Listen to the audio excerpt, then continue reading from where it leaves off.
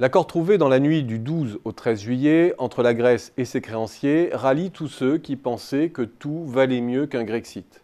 Il alarme en revanche tous ceux qui pensent que l'Europe est en train de virer en un espace ordolibéral d'hégémonie allemande, assujettissant toutes les politiques nationales au primat de la stabilité monétaire.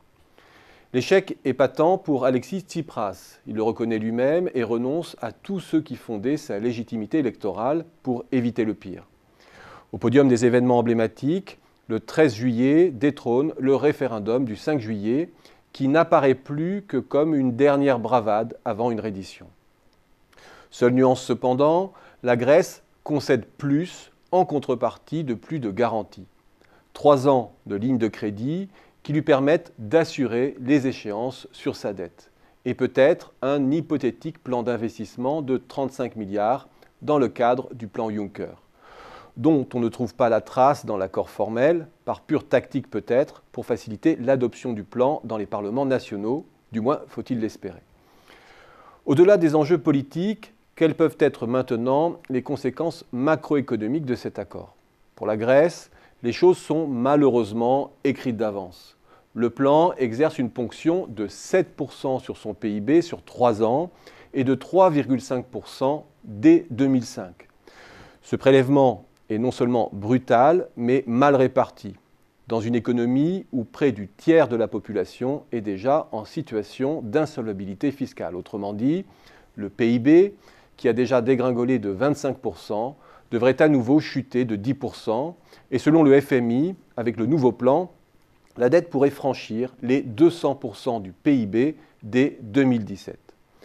Je vous avais déjà dit que le plan des créanciers ne faisait pas sens économiquement, et les premières évaluations du FMI ou de la LSI le confirment. Seul espoir, face à ce qui s'annonce comme un nouveau fiasco macroéconomique et financier, l'hypothétique plan d'investissement que j'ai évoqué plus haut. S'il est du montant annoncé, les choses peuvent éventuellement être partiellement récupérées. Quelles sont maintenant les conséquences pour les autres pays européens? Ce mauvais accord pourrait paradoxalement avoir des effets positifs sur leur croissance à court terme. Le psychodrame européen, même mal résolu, diffère d'une part les risques de remontée significative des spreads à l'intérieur de l'Europe. D'autre part, cette crise de crédibilité favorise le maintien de l'euro à un niveau faible.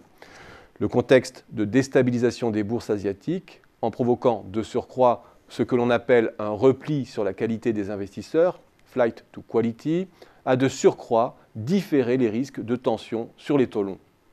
Au final, les conséquences immédiates sont en complet décalage avec la gravité des dysfonctionnements que cette crise révèle au plan européen.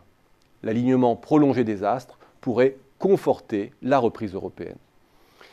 Les choses sont cependant différentes à plus long terme. D'abord parce que, contrairement au dire de Juncker, le Grexit n'a pas disparu. En évacuant totalement l'enjeu de la croissance grecque, de la restructuration de sa dette et de la soutenabilité sociale de la rigueur, l'accord du 13 juillet peut à tout moment dérailler et la Grèce sortir des critères qui lui permettent d'accéder au financement du mécanisme européen de stabilité.